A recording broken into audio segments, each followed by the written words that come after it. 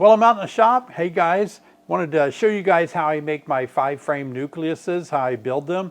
And I'll give you all the dimensions on how to cut them. And you can make them out of a real cheap 1/2-inch piece of plywood, scrap around the house or something. Even if you wanted to pick up some particle board, I've done that before.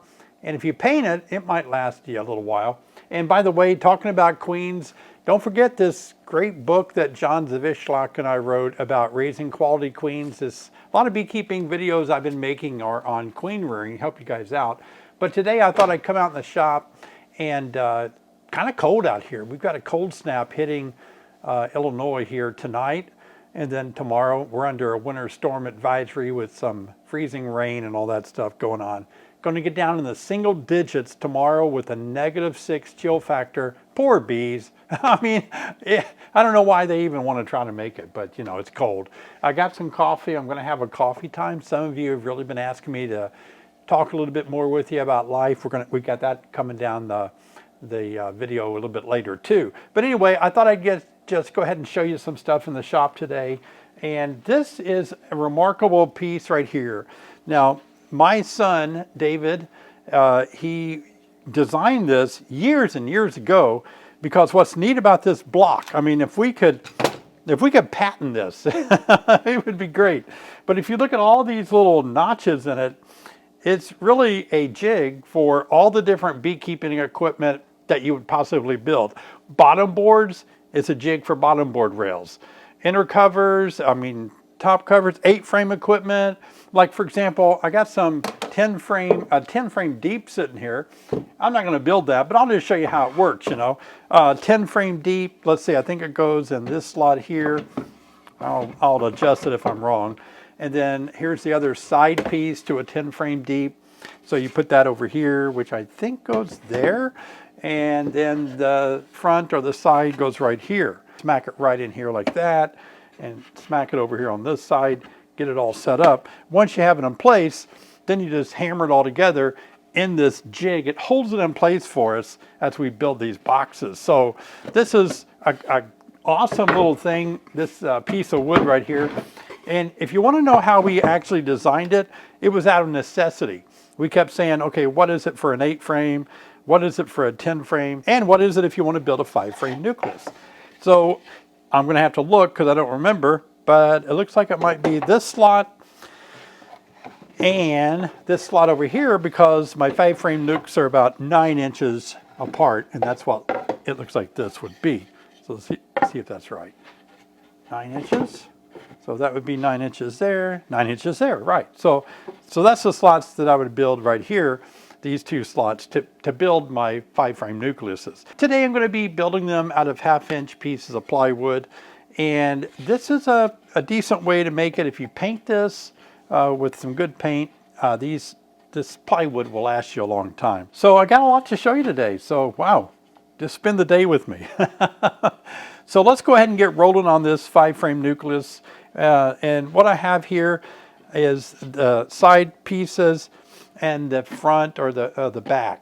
And I'm going to drill my holes in these later after I build them. I don't have to do it now. You could do it now if you want to save a little time.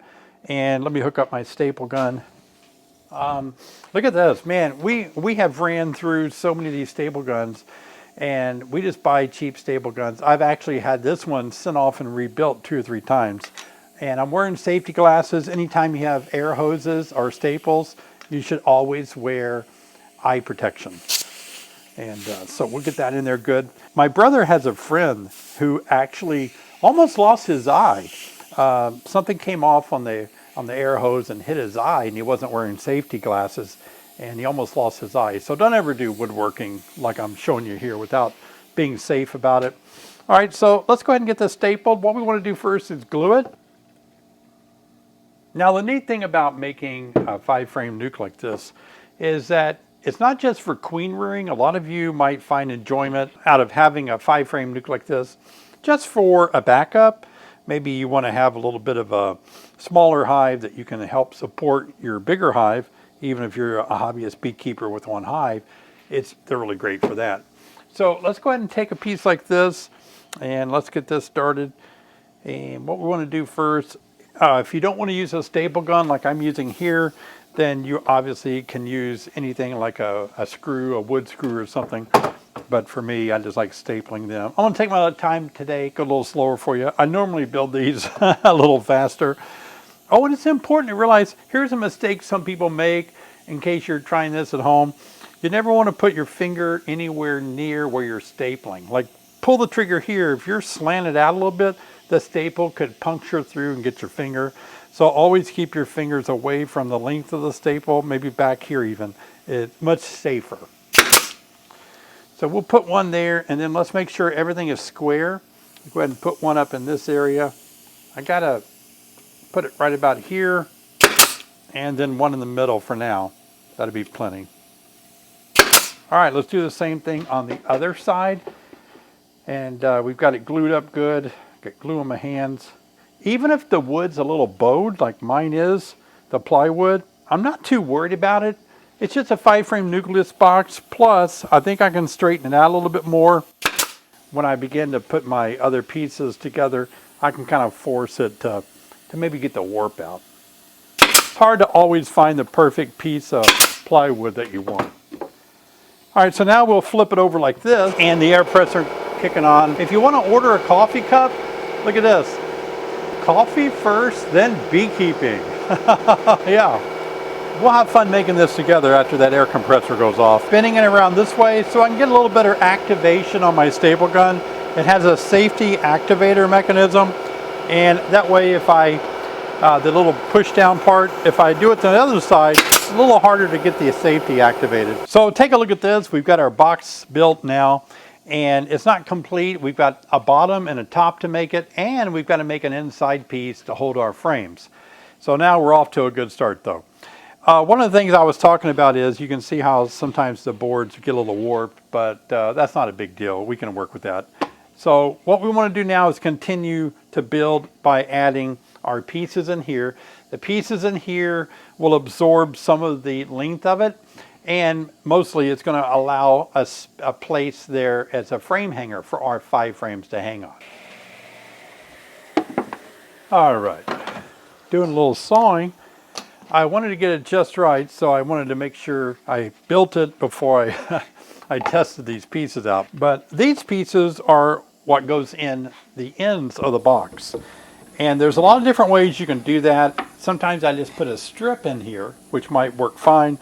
But now by adding this second piece in here, it actually provides a hanger for my frame. So I can actually put it in like this. And now just to test it out with a super frame that I found laying around, you can see that it goes in there and it will hang perfectly, and I can get my 5 frames in there. Now these pieces here, I'll leave the measurements as well. They're 9.5 inches. I think that's right, 9.5. Let me double check that. I'm pretty sure it's 9.5. Yeah, 9.5 inches. So again, I'll leave all these measurements for you, but you'll see that the box is, these pieces here are 19.25 inches, the side pieces, 19.25 by 10. These pieces on the ends down here, those pieces are 10 inches this way and 9 inches across this way. So most 5-frame nucleuses are 9 inches wide, and then we have these pieces that go on the inside. So that all works out pretty good. So that's really the only parts that you have to really think about on the measurements. So let's go ahead and pop these other pieces down in here. Let's remember the top is up this direction. So I'm just going to lay these 2 pieces up here like this.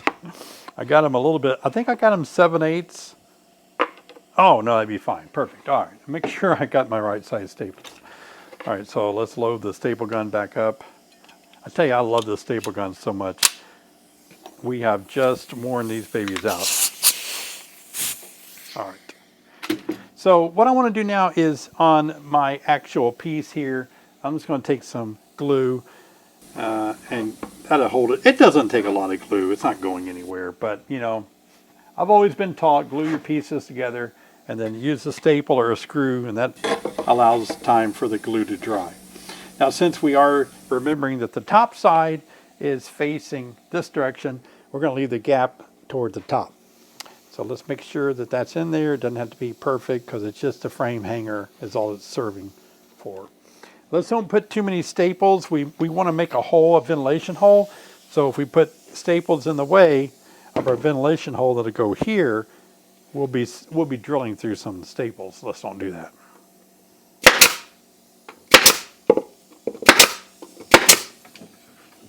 All right, so that's got that piece in there. Let's do the same on the next piece over here. Little bit of glue. Not much, but some in there. Just to stick her down. Let's put this piece here like that.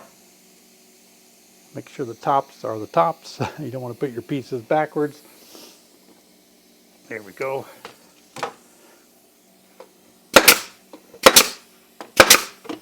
All right.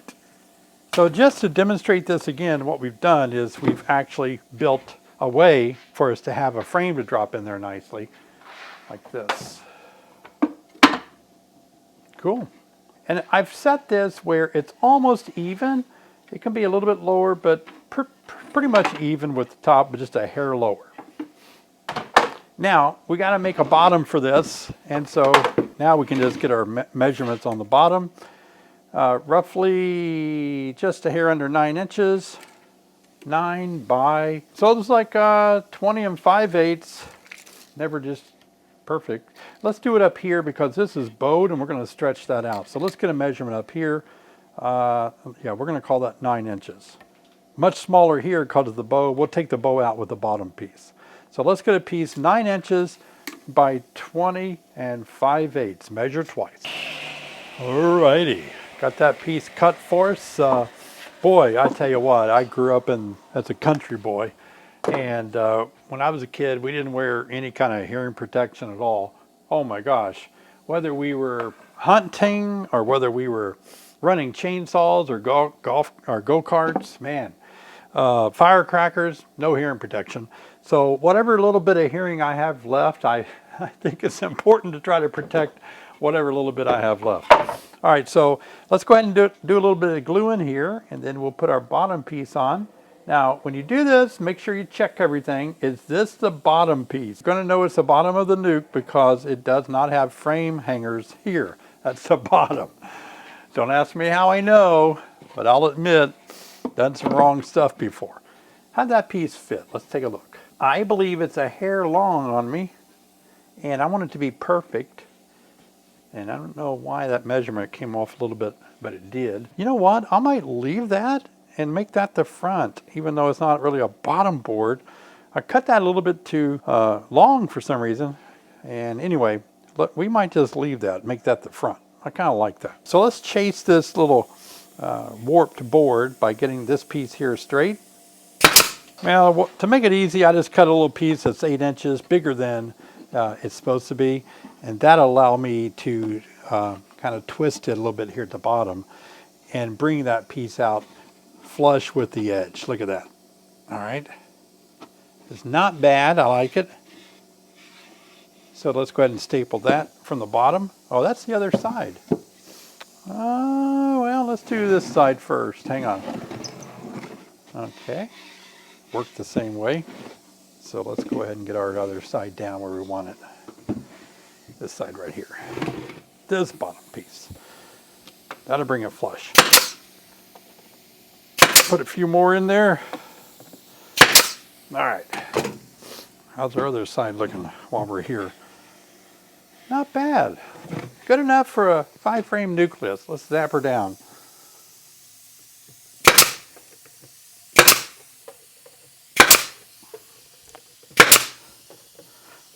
All right, very good. Let's take a look at how things are looking. Let's take our support piece out. That's the little piece I have in the middle, just stretching those walls out a little bit more. There we go. All right. So really, we've built the box. We've got the bottom board on. I got an accidental little landing board there. I'm just going to leave that. Got a few more things that we want to do. I'm going to show you guys 2 ways that I put tops on here that are pretty neat.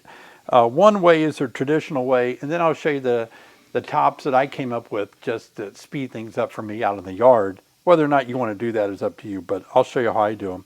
But I'll show you how I make that traditional top as well. All I'm really wanting to do is just put a little piece that kind of holds it in place when I put the top on. Keep it from wiggling too much, but we will have to put some sort of a cinder block or something on top.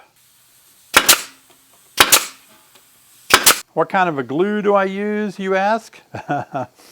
Anything that's made for interior, exterior is good. Tight Bond 2 is great. And again, glue is what holds it all together. Staples just holds it together in time for the glue to dry. Trying not to get in the way of the scene of the camera, but I don't want to shoot a staple through my finger either. There we go.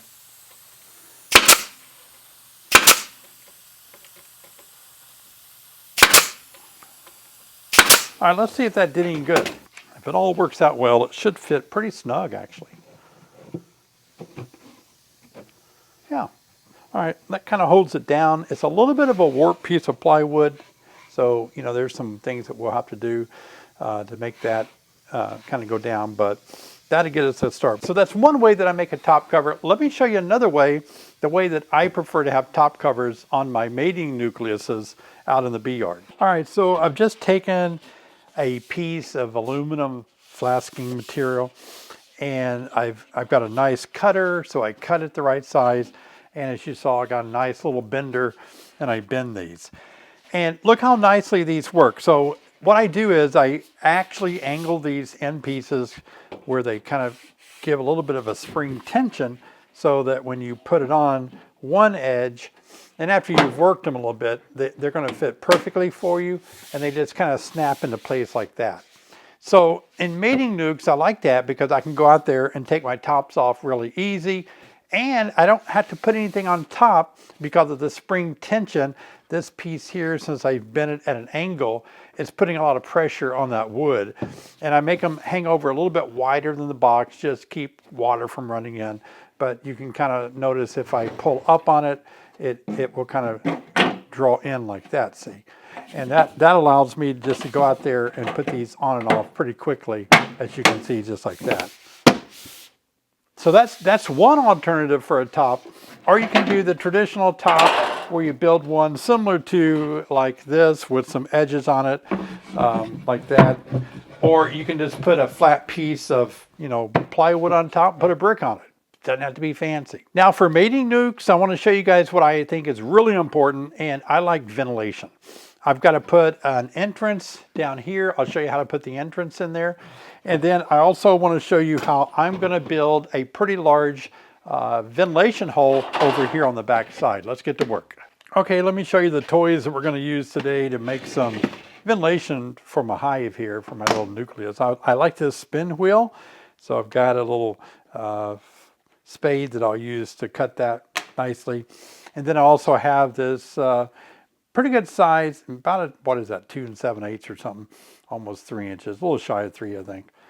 And we'll use this for the back to put a ventilation hole in the back, and I'll show you how I'll cover that with some hardware cloth and other bits and pieces we'll need. So let's start with our entrance. That's going to be the easiest thing to do.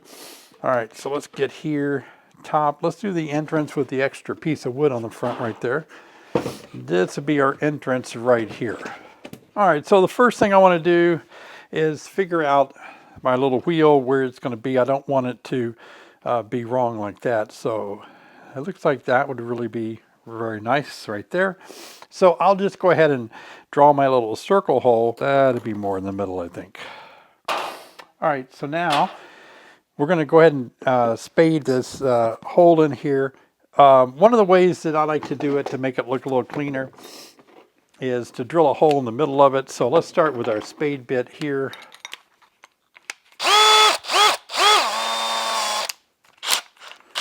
All right, so that looks like that would be perfect right about here.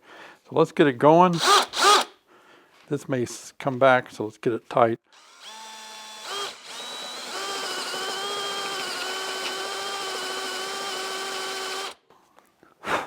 All right, now we're making a mess. So what I'll do is I'll swap my bit out just so that I can see where the center of the hole is on the inside. I'll drill right down the hole.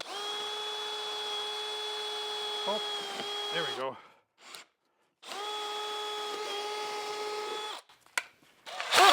Now, this will allow us to make a nice hole instead of like going all the way through really fast and busting out and making it look kind of crappy on the other side. So as you can see here, we have the hole, and we're just going to go in there and start drilling it from this side now. All right, got that done. Hope I didn't get any wood in my coffee. A little bit, but a little bit doesn't hurt. All right, so that looked nice both on the inside and the outside. Took a little bit more work, but as you can see, nice little hole all the way through the total of the two pieces. Now let's go ahead and put our little spin wheel on there. That'll make it look kind of nice. All right, so we'll put it right here. Let's make sure everything works for a screw down. Oh, it's so nice. Let's swap our bit out. And let's put our Phillips bit on. Kind of made my shirt all messy. All right.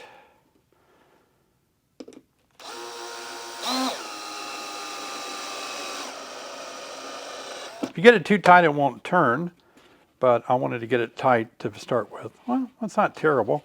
A little too tight though. Let's loosen that up. All right, let's see what that's like. Don't want it to turn in the breeze, which it will now. Let's find the happy medium there and kind of tighten her down a little bit more. All right. Oh, that's not bad. It's got the little piece right here that we can turn with our fingers. That's not bad at all. So in this case, in case some of you are wondering, we have the opening there that we can keep it open. But if we're making a 5-frame nucleus for like a mating nuke, and once we put our nurse beads in there and our grafting grafts in there, then we can turn it down to where nobody's leaving, but we have a little ventilation here. And then if we ever need to, this is what the other piece is for. It's queen material spacing. So the queen can't get out, but everybody except the drones and the queen can get out. So we'll leave it there for now, but doesn't that make it look nice? That's really cool to have one of these things. I'll leave a link below where you can buy something close to this one. May not be exact. Now we need to do the same thing in the back side. Now we're going to have to make a gigantic hole back here, and we're going to put some screen on it. I found this to be really helpful for my nukes and for whether it's a mating nuke or just a nuke that I'm running. They need ventilation, and if I can have a big space in the back for them here, as well as their entrance, they can pull more air through, especially if I got them out in the hot sun. So let's go ahead and bust a hole through here. Oh, and by the way, I was going to say, these holes are a lot easier to make in the pieces before you put them together. If you wanted to get all the measurements right and you know the measurements are perfect, you can put these holes, big holes, in the separate piece by itself when it's laying flat on the table, rather than after you've built the two pieces together.